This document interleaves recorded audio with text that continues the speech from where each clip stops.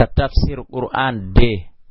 Allah dali alam tara e ayali ilal malai fade be do hore be kono min bani Israila imorde bani Israila min ba'di Musa imorde bawan nabi Musa ido qalu tumande be wi'anno li nabiyillahum amma annabajo mabbe on be wi ib'ath lana meden fala ya immina min malikal lando no qatil me ya me haboya fi sabilillahi jihad fi bantugol lawdin Allah kan wal annabajo mabbe wi ko yusha ibn nun wobe inni ko shamun wobe wi ko shamwil o yibe hal asaytum tawsi on yedday no hal asaytum no gasa ono in kutiba safarlama alaykum edumum alqitalu ndi jihadi Allah to gatilu nde ronkoton habude no gasa annabajo mabbe wi dum ka sakkinagol galbe wi o wa malana kon dum hadata men kon dum nangata men Allah no gatila nde me ronkatabde fi sabilillah wagad ukhrijina gomdi me yaltinama min diyarina me ittama ka galleri ame men radama wa bina ina ka bibbe ame kon dum hatta me haba ala falamma kutiba alaihim tumande farlana wa ramal qitalu hawre nden tawallahu bi hujjati illa qalilan sona seeda be minhum e mabbe wallahu alla alimun ko andodo bi zalimina to nyobbe wa qala lam yani bi nabiyum annabajo mabbe on inna allaha no allah qad ba'atha lakum gumdi o imminani on taluta malikan yo wonan on lando yo wonan on amiru jihadini balbe wi anna yakunu lahul mulku kono laamu wodirantamo alayna edo amen menen ko menen woni patron jidin hande wana hanu menen a habbu buri handude ko menen buri handude bil mulki e laamu ngo min hudi o mo holluda mo junnuda walam yu'ta paske go o kaka sa'atan ya jende minal mali murde jawdi on ayan holla en wonde hare jogagol jawdi e ko jawdi sabi binata hebagol laamu funsugol e ko dum woni e okkitirgol qala wi inna allaha no allah istafahu usubikemo alaykum e domon o mari jawdi o mara jawdi wazada o beydirimo basatan dole fil ilmi ka gandal wal jismi ka bandu ko andingol en kadi mo mara jaka mo laamoto ko be o heba gandal o beydane gandal mo mara gandal silamike be o laami ben anday mo mara gandal laamike be wallahu alla yuti mo okka mulka wonon laamu makko ngo man sha mo yidi okkude yo Allah wadde en jiyabe be wiidi okkude laamu makko ngo okka en go e der dendangal aduna makko amin wallahu alla wasin ko yaaju do gandal alimun ko andu wa qala lam wiyani be nabiyum annabaji mabbe on inna ayata mulkihi sede kanko nata lando mon on ande no maande laamu makko ngon an yatiakum konde aratan attabatu kesu angal fitano nder maggal sakinatun deejere min rabbikum imorde ka jomon buttu berde legoyno nder ton wa baqiyatun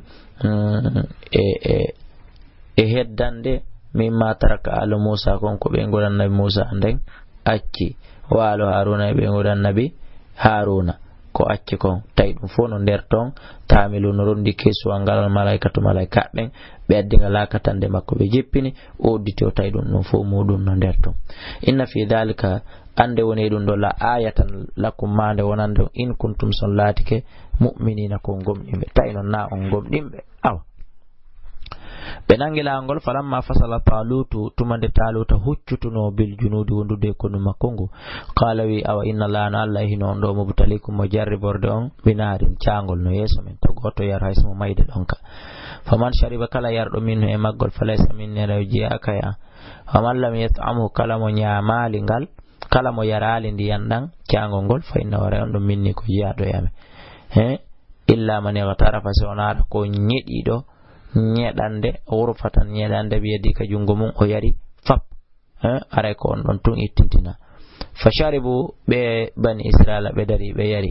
minno engol ciangol illa gadidan sona sedabe minhum imorde mabbe falamma jawaza tumande ulumbuno ciangol gol huwa kanko walladina ben amanu gomdi be ma wondo be makko balu be ne la taqata lana taq ala namen ko woni dole ala namen fere ala namen al yawma hande bi jaluta e dartagol jaluta wa junudi kunu makkongo qala alladhina ben yazunnuna tawbihi no felliti annam no kambe mulaqul be hawra yalla be wada didi be inni kam min fiyatin heewi imorde fedde qalilatin fandunde khalabatinde fola miyatan fedde kathiratan dudunde biidhnillah edunga ya Allah subhanahu wa ta'ala wallahu alla ma sabirin himonde munyebe walamma barazu li jaluta tumade be feñanno jaluta fasa wa junudi e kunu makkungu qalu be ni rabbana jomame afriko yoppu alayna do amen sabran munyal sabu mo hebali munyal timmungal o wata darade jogiido armu yeso burdo mo jogiido armu criminel cukadi kon be wadi o do du'a wa allamahu o andini be mimma sha'a morde kon ko be anda wa allamahu o andini mo mimma sha'a immorde kon ko yidi andindemo wa allamahu o andini mo mimma sha'a immorde kon ko yidi on acca hakke tidugol ngongure nden woni wadude koypal joyi ha yilto e fandugol ndaygu ngun enelem do ayon wiide fandugol alluwal ngal tigiri mi manale go fandugol gandal ko mi jogi kon kono ko anni e musibbe am ben julbe ben kala nano haala kami woni yo goto kala e mabbe jangu ko alda e déplacagol ko alda e wadugol ferewel sinara ko ngil on tigi anni wadude ko dun nadilan e mum Allah dali walawla dafullahi nasa sonano ko Allah dunyirno kon yimbe ben ko defandiri wobbe baadam e yoga e mabbe bi baadan sabu yoga la fasadatil ardu leydi ndi bonayno walakin Allah kuntum Allah du fadlin ko jumbural alal alamin yara tagore nek tilka dum do ayatullah ko ayaji Allah denni natulwa meden janga dalay kay do ma bil haqqi sabi gonga wa innaka Allah minal mursalin wallahi ko ajiado en laabe haray ko do darsumen on lanni derol yilto de rewto do en dum do gissa ala sababu nuzul ala ko fi darsumen wonbe ekkitade be kala ko tata on faamali e mum ma don faala humpitade gissa ma dum sababu nuzul on nodday ka 657 60